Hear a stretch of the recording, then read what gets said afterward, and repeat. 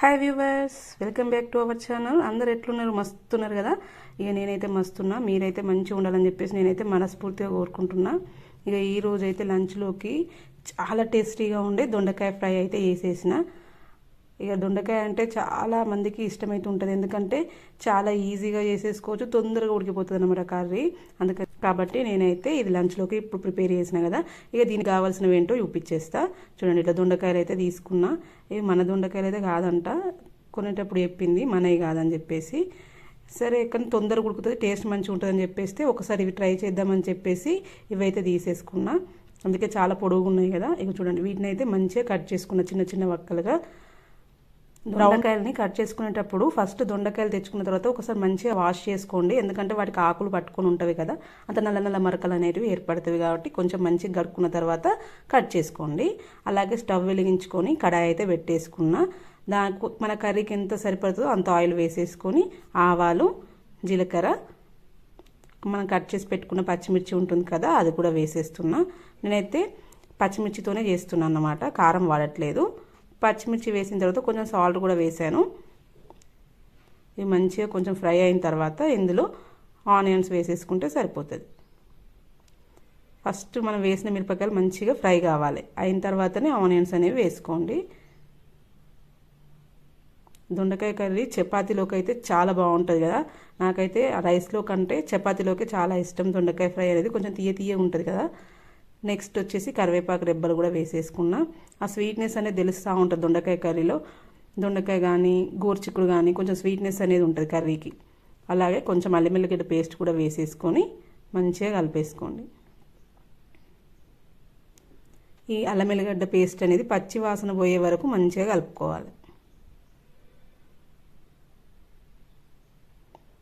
చూసిగా మనకు మంచిగా రెడ్ కలర్లో ఫ్రై అయిపోయింది. అట్లా రెడ్ కలర్లో కావాలి మనం వేసిన ఆనియన్స్ కానీ పచ్చిమిర్చి కానీ. అల్లం వెల్లిగడ్డ కూడా కొంచెం కలర్ చేంజ్ అయిపోతుంది. చేంజ్ అయిన తర్వాత కొంచెం పసుపు యాడ్ చేసుకొని మంచిగా కలిపేసుకోండి. వీటిలో మనం కట్ చేసి పెట్టుకున్న దొండకాయలు ఉన్నాయి కదా, అవి వేసేసుకోవాలి. చూసా, దొండకాయలు వేసేసుకొని ఒకసారి మంచిగా కలుపుకోవాలి. ఒక చేత వీడియో ఒక చేత కలపాలంటే కొంచెం కష్టంగా ఉంది అనమాట. స్టాండ్ ఉంది కానీ స్టాండ్ యూజ్ చేయట్లేదు అనమాట. నేను హ్యాండ్తోనే ఎక్కువ వీడియోస్ తీస్తాను కాబట్టి హ్యాండ్తోనే ఒక చేయితో పట్టేసుకొని ఒక చేయితో వంట అనేది చేస్తున్నాను. అందుకని చెప్పేసి మనకు కడాయి అటు ఇటు జరుగుతుంది.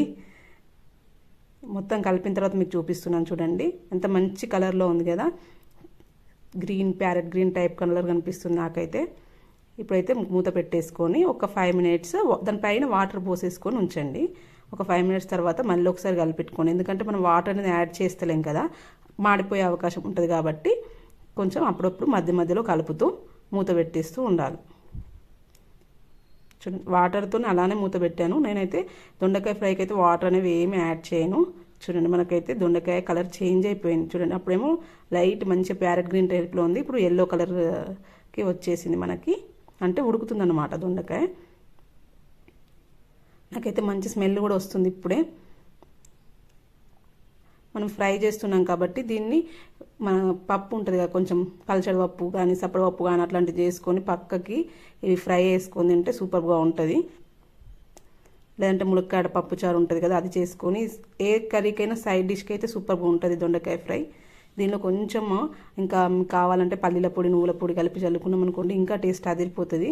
చూడండి, వాటర్ అన్నీ అబ్జర్వ్ చేసుకుంది పైన మూత నుంచి. మూతలు ఇప్పుడు మీకు చూపించినప్పుడు వాటర్ ఉన్నవా లేవు కదా, అంటే వాటర్ అనేవి కింద డ్రాప్ బై డ్రాప్ పడిపోయి వక్క అయితే మంచిగా ఉడికిపోయింది. కానీ ఇందులో ఎసరైతే ఏం లేదు. చూసారా, పైన వాటర్ పెట్టుకుని కర్రీ చేసుకోండి, టేస్ట్ బాగుంటుంది. వాటర్ కర్రీలో యాడ్ చేయడం కంటే మూత పైన పోసుకొని చూడండి ఒకసారి, మీరు కూడా చాలా టేస్టీగా ఉంటుంది అన్నమాట అట్లా చేసుకుంటే. చూడండి, ఆయిల్ మనకు కనిపిస్తూ ఉంది, అంటే కర్రీ మనకు ఆల్మోస్ట్ ఉడికిపోయినట్టే, ఆయిల్ పైకి తేలింది కాబట్టి. ఇప్పుడు కట్ చేసుకున్న కొత్తిమీర వేసేసుకొని ఒకసారి మంచిగా కలిపేసుకుందాం అడుగు నుంచి. కానీ స్మెల్ అయితే కొత్తిమీర వేసిన తర్వాత ఇంకా మంచి స్మెల్ అయితే వస్తుంది అనమాట. ఇట్లా కలిపేటప్పుడు మంచి స్మెల్ అయితే వస్తుంది. రైస్ అయిన వేడివేడి అన్నంలో కానీ, నాకైతే చపాతీలోకి అయితేనే చాలా ఇష్టం దొండకాయ ఫ్రై అనేది.